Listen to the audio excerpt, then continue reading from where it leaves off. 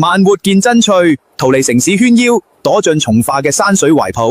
喺溪頭村聽風，去溫泉鎮解乏，嘗一口呂田炆肉嘅香。真冇諗到啊！現在好多退休兩公婆都唔去傳統的養老院，而係選擇去廣州從化呢間康養社區來養老。係呢間養老社區一個月花費有邊啲？今天就帶大家睇一下。第一係房費，有單間大床房、雙床房，一房一廳，唔混住唔拼住，房屋家電齊全，冬天房間有地暖，夏天有空調。第二係餐費，食的係自助餐，唔使買菜煮飯，慳時慳心，包含了房間的水電、空調、地暖、溫泉以及電影院30多個活動場地，而且周邊配套完善，有3甲醫院、大型商場，還有粵式茶樓。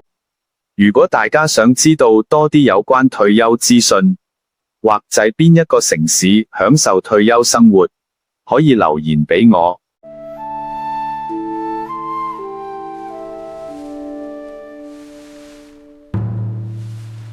孤之有孔明，游鱼之有水也。